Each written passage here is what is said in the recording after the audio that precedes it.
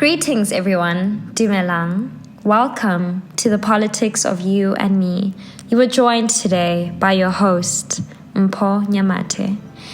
I studied at the University of Johannesburg. I completed a Bachelor of Arts in Politics, International Relations, and Sociology. And with that is going to be our thematic focus for this episode. Here at the Politics of You and Me, we have really made it a mission, right? I have made it a mission as the host to show you that politics is ingrained in the way that we live, work, choose to exist, right? And today I want to do that by, taking you through intersectionality, looking at gender inequality, gender-based violence and femicide, and taking that through an intersectional lens. So this is a very exciting topic for me today. And in terms of the SDG focus, it's going to be reducing inequalities, because I do think that if we rethink the way that we formulate policies, how we conceptualize our problems that we see in society, that is how we can really reduce inequalities, right? So with that, I'm really going to just throw us into the definition of intersectionality, right? Dr. Patricia Hill Collins is a social theorist, and she is a sociologist. She is a distinguished academic, right? And who is someone who focuses on intersectionality in accordance to the experience of Black women, right? And with that, Collins argues that Black women are uniquely situated in that they stand at the focal point where two exceptionally and powerful prevalent systems of oppression come together: race and gender, right? And even with that discussion, I'm going to really challenge us to look at how certain intersectional inequalities have a systemic nature, can be traced to our history essentially, right? Adding yet another burden of inequality. For example, let's look at how women are treated now versus then, or vice versa. Back then, Black people under the apartheid regime were restricted to only learning in accordance with the Bantu education system, right? And that really limited their development. They couldn't speak in their own languages, but even the education that they received wasn't the kind of education that would empower and capacitate them to be entrepreneurs, to manage their finances, to be business owners, right? And in fact, there was a study that was conducted that showed that during that time, teachers in the Bantu education system were much less qualified than the students, right? So when we're looking at just the educational disadvantage, when we look at, for example, or more specifically, the experiences of Black women in these times, is that a lot of the times the domestic responsibility will fall on them, especially if men are compelled by their work situations to move closer to the city to earn a livelihood, right? But even with how apartheid was structured for Black lives, for oppressed groups, the men ultimately had exclusive rights, exclusive privileges to finances, to land, to freedom of movement.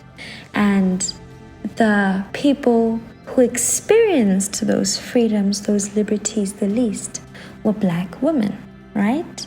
Under customary law, Black women were not seen as adults, and they were seen as minors, and they couldn't own a piece of land without it being signed by the man in which they are staying with, or married to, or partnered up with, right? And with that, we can just really see how there was, yes, restrictions and forms of discrimination within the racial scope, but there were additional forms of discrimination and prejudice and restrictions on a gender scope as well. So that is how we can even begin to understand the concept of intersectionality in accordance to Black women, right? With that, we're also just going to, be digging into how Collins, looks at intersectionality as a model for how we can really, really look for other spaces where systems of inequality come together, right? And this is where I bring the argument, rather, that because Dr. Patricia Hill Collins looked at intersectionality with regards to race and gender, saying that you experience discrimination on race and an added layer of discrimination domestically, but also outside on the basis of gender, right? And I agree with that.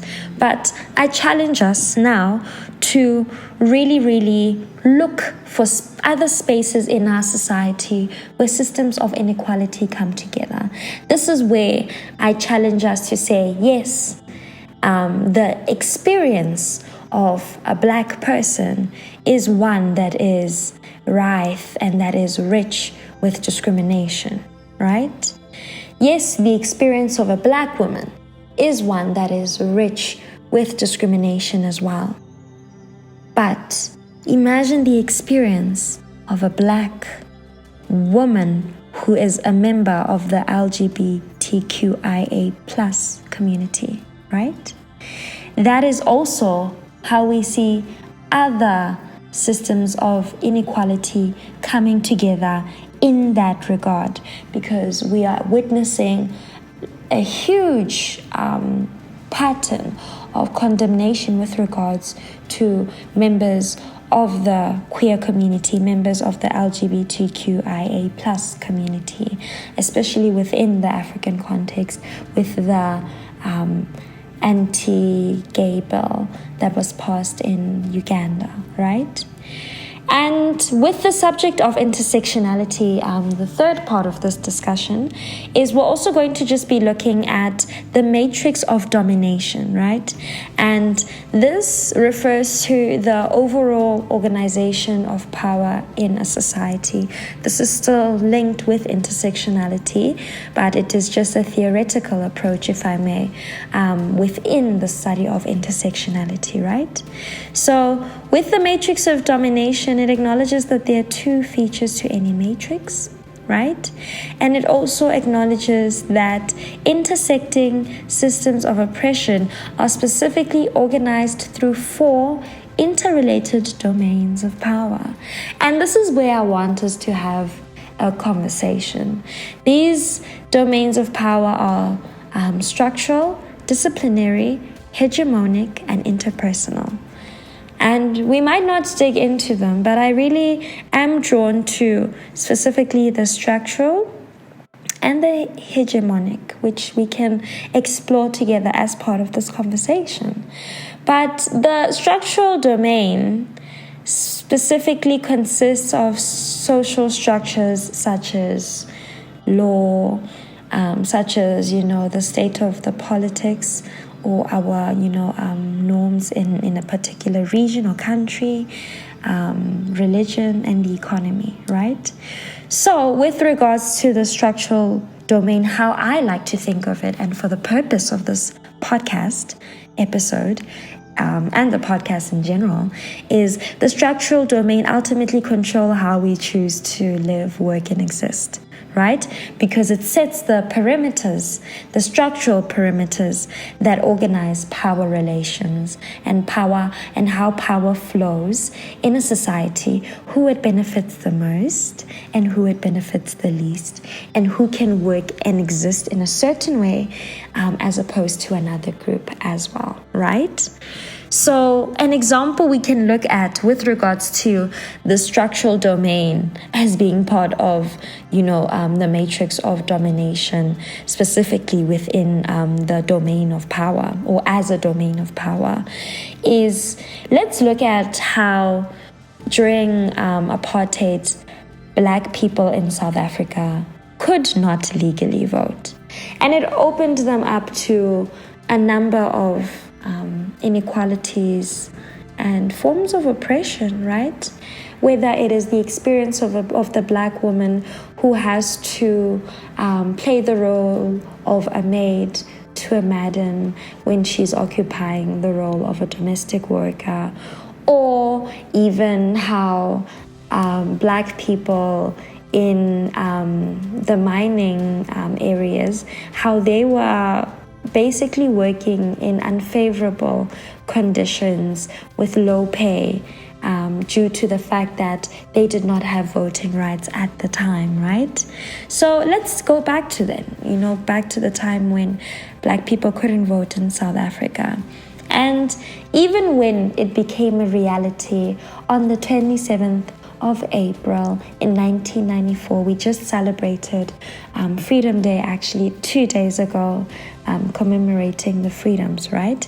Even though we have, those voting rights as Black people in South Africa, it is also important to acknowledge that there are changes that still perpetuate the very same inequalities that we're trying to get away from during apartheid, right? Case in point, spatial divides that really put Black people and neighborhoods of Black people specifically locating waste dumps and polluting industries in Black neighborhoods, right? But yes, with regards to, looking at the voting rights, we can also just look at it how things since 1994 haven't changed in the way that they should have for people who are systemically marginalized, systemically oppressed. And this is where I want to bring you to the tragic story of Gogo Phetsana. Now, Gogo Phetsana is a woman who was staying at Port St. John in a village, in Qebeni village. And this is someone who died waiting for a house, running water, and a flushing toilet for 30 years under the RDP and GBVF program. From this alone, we can already see that there are certain communities and groups who were experiencing oppression in 1994 and are still systemically excluded from the right to access basic services, basic needs, and also just getting a sense of restorative justice, right? And this is really, really where we can, take it back to, intersectionality, the matrix of domination, but also the structural domain, to say that the problem with getting, for example, the right to vote as a form of a structural change is that structural changes really, really take long to be made manifest in the lives of those who need it the most, right? And we see that perfectly with the case of Ugogo, because a system that was meant to racially oppress people still thrives today, with Ugogo dying 30 years without a house. And even within this article, it even explains that she even lost her bed to the floods because she was living in a mud house. And people in the Qebeni village, they also struggle with access to water, to basic forms of service delivery, And when we're looking at, the concept of intersectionality more broadly, we can even then just say that, or rather we can make the argument that Ugogo experienced systemic marginalization. She experienced inequalities in a very intersectional manner, right? On the basis of race, on the premise that during apartheid, people who were living in apartheid, who were living in, difficult circumstances, during that time they were experiencing racial oppression, right? And when we're looking at the systemic nature of this inequality in accordance to intersectionality, we then can also see that, a lot of those inequalities are prevailing because people were experiencing inequalities in accordance to, a multi-layered system, right? So we have race, but also there's the inequalities, the forms of oppression that come from being a woman as well. Now, also with that, we can even make the case for, age. Being an elderly woman, there isn't as much, opportunity in terms of, advancement and being able, to build a livelihood for yourself, especially if most of your life is one that, stems from a painful time of oppression, right? So, that is just how we can, look at this tragic case in terms of inequality, in terms of intersectionality as well, just to say that, a lot of the times they are different systems of inequality that really translate to the lived realities of various South Africans and various people who are oppressed around the world in a very multidimensional manner on the basis of race, gender, background, where they stay, generational poverty, whether their family is one that has money, your positionality in society, is arguably, set by all of those factors and how they come to light within the context of your life as well, right? And with that, I think it's also important to use intersectionality to dissect gender-based violence and femicide, right? Because when we're looking at gender-based violence, we can really define it and understand it as arising from the need to address the sexual violence and oppression that comes towards women, children, young boys, members of the LGBTQIA plus community. But in terms of, using intersectionality to dissect gender-based violence and femicide, it is important to realize that, so many women have died at the hands of their partners. Just a couple of weeks ago, we had the case with Mpho Nyamathe, where he was acquitted of more than 30 charges related to sexual assault, human trafficking, racketeering, right? And that's how we see that, women are especially affected, by gender-based violence and are experiencing suffering at the hands of their perpetrators. And when we're also looking at, a study that just also shows the disturbing trend of gender-based violence within the church, we also, see that young boys are also prone to gender-based violence, especially with the case where we had a pastor in Soshanguve who ultimately sexually assaulted young believers who were adolescents and later then enrolled them into priesthood or trained them, saying that they were the chosen ones, and this is where we really see that this is a problem that affects so many people, and it needs to be, treated to the highest regard. Members of the LGBTQIA plus community are also especially affected by gender-based violence and femicide, especially when we, look at the case of Musan Hendricks, who was killed by two men. He was ambushed and killed, and he was actually the first openly gay Muslim imam, and many are also looking at this as an assassination because of his teachings, right? We have South Africa's Justice Ministry. They said that they were investigating claims that Hendricks was the target of an assassination. With that, it is important to acknowledge that no arrests have been made. There still has not been any justice for Imam Hendricks, and that needs to be delivered accordingly, because these are individuals who are not only oppressed, but who are overlooked when there are suspicions of hate crimes, right?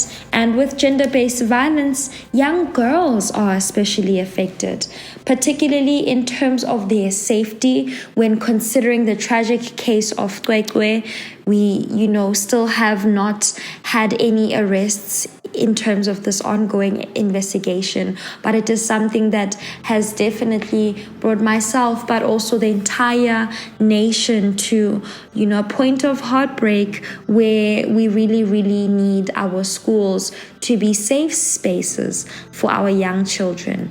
At our South African schools, young children are more likely of getting sexually assaulted than they are likely of getting an education, right? And even when we look at our literacy rates, they are so low, and they were reportedly at a level where grade 4 learners, about 81% of them could not read full meaning in any language. I believe this was in 2021 as reported by the University of the Western Cape, right? And not just also in terms of sexual violence are young girls affected, but also it's really important to acknowledge the inequality, specifically the gender inequality that is experienced by young girls who experience period poverty, who are rather confronted by period poverty. In South Africa, there was one study that found that adolescent girls can miss up to 5 days of school per month due to menstruation, right? And during that time of the month, that shows that for many young girls, so many things shift, economic factors, social factors, and this becomes a personal burden for them, right? And it's really, really important to dive back into the concept of intersectionality for these gender inequalities and for the case of gender-based violence and femicide, because this is not only where we see that we have, systems of inequality coming together, but this is also where we can really enforce systemic change in our institutions, in our society, just reflecting on the structural domain under the matrix of domination. It is important for us to ensure that no matter how power relations are looking like in our country and who controls the way we live, work, and exist, it doesn't matter whoever that person is, whoever that institution is, as long as we uphold the Constitution and the rights and the values that are enshrined in the Constitution, which is the highest law, right? It is important as we theorize, we also make sure that we have, a central focus. And by taking an intersectional approach, which acknowledges that people are at a disadvantage on the basis of race, gender, social background, class, then we can really, really begin to make the case for mitigating and addressing some of the other social inequalities that we see in our society. Another point at which we can really try tackling intersectionality is with the environmental injustice that's happening at the mines, So just drop a comment at the end of this episode. Let me know if you'd want me to cover environmental injustice, specifically within South Africa's coal mines, with an intersectional lens. I'm looking forward to what you guys thought about this approach. But as we are wrapping up this episode, I really want to encourage you all to really be change makers in providing solutions to the issues that we see in our country, but also rethinking, how we can go about it, going back to theory, going back to, the observations that you see with the society that's around you. It's just really important that we be as creative, as innovative as we can be, so that our country, our society is representative of all peoples, irrespective of their background. So I I believe that is my way of bringing you bold conversations with real solutions. Thank you so much for joining me for yet another episode. I'm so happy that we could get down into some theory, and just once again, let me know how far you'd want me to take these chats about intersectionality. But until then, I'll see you next time, every Tuesday. Peace and light. Bye.